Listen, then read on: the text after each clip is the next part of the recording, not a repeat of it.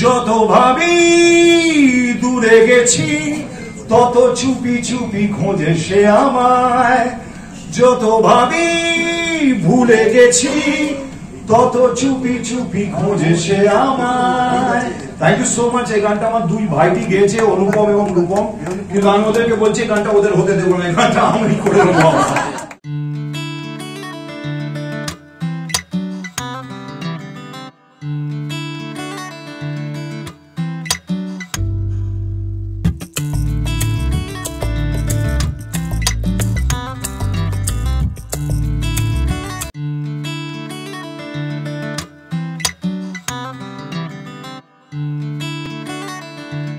আমাদের অযোগ্য 50তম, তার জন্য আমি আন্তরিক ধন্যবাদ জানাবো বাবু কালচার, এবং তারা, আমরা জানি তাদের অনেকগুলো খাবারের, বাঙালি খাবারের জায়গা আছে অনেকগুলো জায়গায়।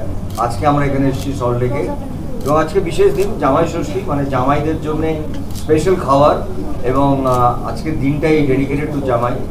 সেখানে এনারা 150 অন্তর থেকে তারা একটা নতুন জিনিস চালু করেছেন ফর অযোগ্য টিম, এবং আমার আর ঋতুর 50তমর জন্য একটা সেলিব্রেশন। এই সেলিব্রেশনটা বোধহয় সারা পশ্চিমবাংলার মানুষ করছেন হলে গিয়ে। প্রথম দিন থেকেই হলমুখী হয়েছেন তারা, তারা যে কতটা আমাদের ভালোবাসেন অবশ্যই কৌশিক গাঙ্গুলির ছবি, কিন্তু তারা এখানে একটা যে কোনো ডিশ নিলে একটা ডিশ তার সঙ্গে ফ্রি, এরকম একটা ক্যাম্পেইনিং তৈরি করেছেন, অ্যান্ড দ্যাটস ডেডিকেটেড ফর অযোগ্য টিম। অ্যান্ড আমাদের এটা অসম্ভব ভালো লাগার জায়গা, এবং আজকের দিনটা খুব স্পেশাল। সো মানুষ দুটো জিনিস পছন্দ করে ছুটি ছাড়া, জামাই ষষ্ঠী রোববার থাকলে, একটা যে সিনেমা দেখতে, আর একটা যে ভালো ভালো খাবার খেতে।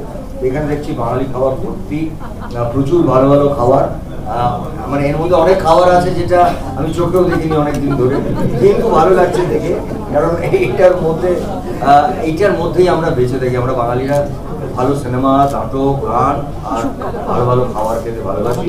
আমার আন্তরিক শুভেচ্ছা এবং ধন্যবাদ অযোগ্য এন্টার টিমের তরফ থেকে বাবু কালচারকে এবং আপনাদের সবাইকে। Thank you so much enter team.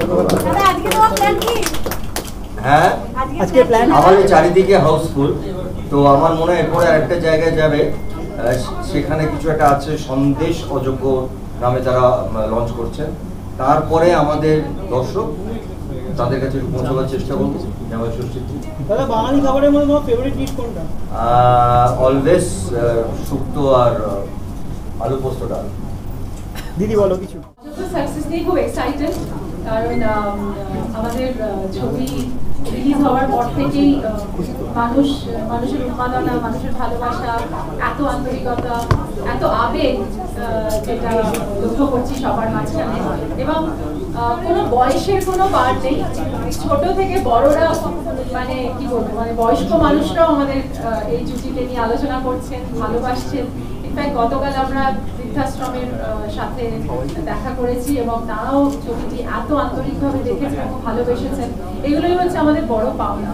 আর আজকেও এটা একটা বড় পাওনা যে এই বাবু কালচার, এই রেস্টুরেন্ট চেইন, যারা এটা এত সুন্দর করে অনুষ্ঠানটা করছেন, যারা ইনফ্যাক্ট আমরা ভাবছিলাম যে নতুন নতুন কি করা যায়, তো এইটাই বোধহয় একটা নতুন জিনিস। যে আর এই আমাদের এই সময় জামাই ষষ্ঠীটাও করেছে, এবং জামাই ষষ্ঠীর দিন তো অবশ্যই সবাই মিলে আনন্দ করার একটা প্রথা রয়েই গেছে। বাড়িতে যেরকম আম সন্দেশ, পাখার বাতাস মানুষ পায়, ফার্স্ট হাফটা জামাইকে খাওয়াবে, সেকেন্ড হাফটা জামাই খাওয়াবে।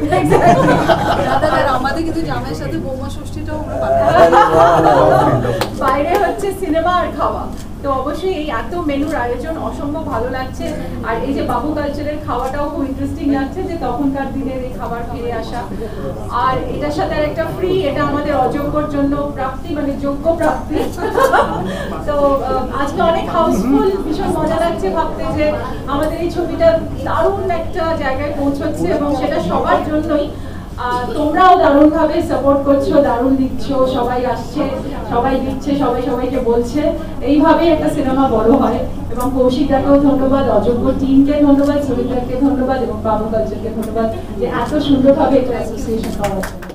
মানে পাশে থাকতেই ভালো লাগছে। আমি আমার ইনফ্যাক্ট আজকে কলকাতা বাইরে চলে যাওয়ার কথা ছিল, কালকে আমরা যখন জানতে পারলাম যে একটা ইভেন্ট আছে, আমার বুম্বাদা ঋতুর সঙ্গে থাকতে এত ভালো লাগছে, স্পেশালি কার সাথে খাবারের স্পেশালি কার সাথে বললে ঋতু রেগে যাবে, বেঁচে গেছে। ঋতু রেগে যাবে এমনিতে। আমরা তো আমাদের ছবি সম্বন্ধে প্রথম থেকে বলেছি, এবং বুম্বাদার ঋতুর এই 50তম ছবি গোটা পশ্চিমবঙ্গ শুধু নয় ভারতবর্ষ সেলিব্রেট করছে। আমাদের সেটা ভারতবর্ষ থেকে বাইরেও রিলিজ করার প্ল্যান চলছে। সুরিন্দর ফিল্মসকে তার জন্য অনেক ধন্যবাদ। আমি প্রতিটা মুহূর্তে এনজয় করেছি এই ছবি, এবং এখনো করছি এরকম সাংঘাতিক খাবার দাবার। এগুলো যে বুম্বাদা বললো কতদিন এগুলো চোখে দেখেনি, আমি জানি না বুম্বাদা কি করে নিজেকে রেস্ট্রিক্ট করছে, হ্যাঁ, এবং রেস্ট্রিক্ট করছে বলে বুম্বাদা এখনো পর্যন্ত এখানে আছে। একটু আগে আমি একটা ইন্টারভিউ দিচ্ছিলাম, সেই ইন্টারভিউতে আমাকে জিজ্ঞেস করছে যে আপনি কি করে নিজেকে মেনটেন করেন। আমি মেনটেন করি ভাইটি, গত কয়েকদিন ধরে দেখছি একটা লোক আমার পাশে, আমার থেকে বড় দাদা বলে ডাকি, লোকটাকে প্রণাম করি, সেই লোকটাকে দেখে মনে হচ্ছে আমার থেকে ছোট, আমি তো নিজে কেস খাচ্ছি। হ্যাঁ, তো এবার যদি এরকম হয় এক সময় যে আমরা বড় হয়ে গেলে আমার বুম্বাদা ছোট হয়ে যাচ্ছে, তাহলে খুব মুশকিল।